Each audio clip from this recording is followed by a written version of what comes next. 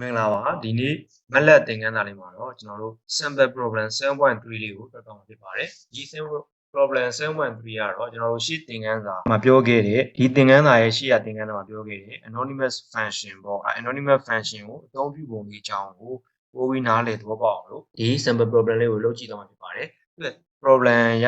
write an anonymous function that calculates the distance နော် distance ဖြစ်တယ် between 2 point နှစ်ခုကြား in a plane when the position of the point is given in polar coordinate ဒါ polar coordinate r နဲ့ theta နဲ့ပြီးတဲ့ coordinate ဖြစ်တယ်ဒါတွေကသင်္ချာသဘောတရားမှာဖြစ်တယ်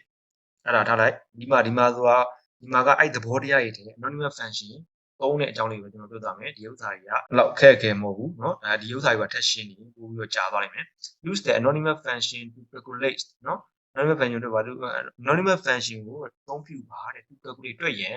the distance between point A and point B point A ရပဲမဟုတ်ဆို2 2ဆိုတာက2က polar coordinate ဆိုရင် polar coordinate တစ်ခုကဆို r, theta နဲ့ပြတာကို r, theta နဲ့ပြဆို r ဒါ r ဖြစ်မယ်ဒီဥစ္စာက theta ဖြစ်မယ်အဲ့တော့ r ဆိုတော့ r2 2ဒီမှာပြီးတော့ pi - 6ဆို pi - 6ကဒီမှာဖြစ်မယ်ဒါဆိုရင်သူကဒီမှာ point A ဖြစ်မယ်သူကျန်နေခဲ့ခြင်းပဲเนาะပြီးတော့ point B 5, เนาะ5, 3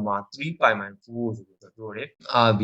เนาะ5, 3 pi - 4ဆိုတော့သူကဒီမှာဖြစ်မယ်ဒါက bเนาะဒီ A နဲ့ B ကြားဆိုတော့ဒီ D ကိုရှာခိုင်းတယ်ဒီဘယ်လောက်လဲဒီရဲ့ distance ဘယ်လောက်လဲဆိုတော့မေးတယ်အဲ့တော့ solution နဲ့ဒီခါရှင်းတာဒါကို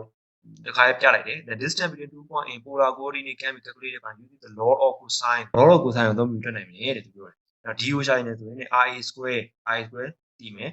RB² เนาะ RB² တည်မယ် RA ကကျွန်တော်ပြောရှိမှပြောခဲ့တယ်ပဲရှေ့မှာပြောခဲ့တာက RA ဆိုရင် RB ဆို RB ဖြစ်မယ်เนาะနောက်က theta A ဆို theta A theta B ဆို theta B ငါပေါ့ဒါ RA ဒါ theta B ဒါက RB နောက်က theta B အဲ့တော့ cos theta ရဲ့ minus theta B ရဲ့เนาะဒီပုံစံမျိုးကိုကျွန်တော်သုံးမယ်သုံးပြီးတော့ the formula for the distance is enter ဒီ distance ရဲ့ formula က is enter ဝင်မယ် as an anonymous function with 4 input arguments เนาะ input argument ဘယ်နှခုရှိမလဲဆိုတော့ RA theta A RB theta B ဆို၄ခုရှိတယ် then the function is used function ကိုသုံးမယ် for calculating the distance between point A and B ဒါရှင်းမှာဒါဝက်ပြန်ပြောနေတာအဓိကတော့ဒီ A နဲ့ B point A နဲ့ B ကြားမှာရှိတဲ့ distance တွေကိုရှာဖို့ဒီပုံစံမျိုးကိုသုံးမယ်အဲ့ပုံစံမျိုးကို anonymous function နဲ့ရေးမယ်ရေးအောင်မှာ input argument ၄ခုရှိတယ်အဲ့ဥစ္စာနဲ့တွက်ပါလို့ပြောရင်းဖြစ်တယ်เนาะအဲ့တော့အဲ့ဒါလေးကိုကျွန်တော်ရေးကြည့်မယ်ဘာလို့ဒီမှာ command window လေးမှာရေးမယ်เนาะ D ပေါ့ assign r a သူကအောက်တွေကို subscript နဲ့ရေးနေအောင်မလက်မိုင်းတော့လူလေးကိုရေးလိုက်မယ် r a နိုင်ပြီးတော့မှာ theta a, r v, theta v ဒါက input argument ဒါက anonymous function sign ဒါက input argument ချဲလိုက်ပြီချဲပြီးမှကျွန်တော်တို့ equation ရေးမယ် square root လို့ပြောတာကို sqrt r a square plus လေးတွေတော့ခွဲလိုက်မယ် r b square minus 2 into r a into r v into cos theta b minus theta a နော်သူ့ရဲ့ပုံစံကြီးတိုင်းဖြစ်တယ်အဲဆိုရင်ဒီမှာပြီးသွားပြီဒါက theta နဲ့ theta b cos theta နဲ့ theta b ပဲရှိသေးတယ်နောက်ထပ်ဝင်ထပ်ထည့်ပြီးအဲ့ဒါမှာ square root t ဖြစ်သွားပြီနော်အဲ့ဒါလေးကိုကျွန်တော်ထည့်ကြည့်လိုက်မယ်အဲဆိုရင် function တဲ့ဒီမှာဖြစ်သွားပြီ square ra square plus rb square minus 2ra သူကဒီမှာကျွန်တော်တို့ဒီမှာချဲခဲ့နေမယ်သူကတော့ပုံမှန်တိုင်းပဲမက်လက်မှာတော့ပေါ်ပြရနော်အဲ့တခုတော့ visual ရတော့အမြင်ရတော့မက်ကအဲ့တခုနည်းနည်းအားနည်းချက်ရှိတယ်ဒီမှာလည်း subscript နဲ့ရေးလို့မရတယ်လို့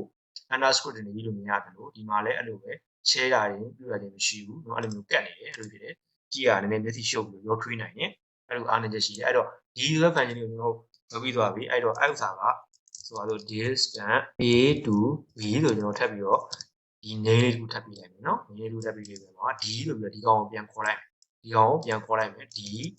အဲ့တော့ကျွန်တော်တို့သိတယ်เนาะ ra ကကျွန်တော်2ဖြစ်ခဲ့တယ်เนาะ ra က2ဖြစ်တယ်ဒီမှာ theta a က pi - 6,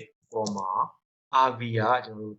5လို့ပဲပြီးရမှာ theta b က3 pi - 4ဒါလေးကို3 pi - 4 3 pi ကိုဒီမှာဒါလေးကိုဒီမျိုးရေးတယ်ရတယ်နော်ဒါပေမဲ့ तू ကအမြောက်စားပြရပြီလေတူတူပဲတန်ဖို့တူတာပဲအဲ့လိုလေးရေးတယ်ရတယ်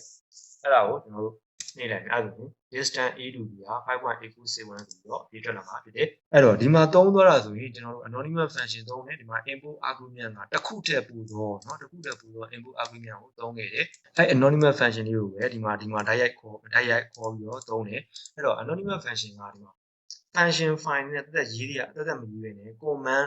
window မှာပဲတခါတည်းရေးပြီးတော့အသုံးပြုတဲ့အခါမျိုးတွေအဲ့ဒီအခါမျိုးမှာအသုံးပြုပို့ပြီးတော့လွယ်ကူပြီးတော့မြန်ဆန်တဲ့ရိုးရှင်းတဲ့ဒါမျိုးကို anonymous function မှာသုံးတာဖြစ်တယ်။ဒါဆိုရင်တော့ကျွန်တော်တို့ sample problem 713လေးကိုပြတ်သွားတာကိုနားလည်လိမ့်မယ်လို့ထင်ပါတယ်နော်။အားလုံးကိုကျေးဇူးတင်ပါတယ်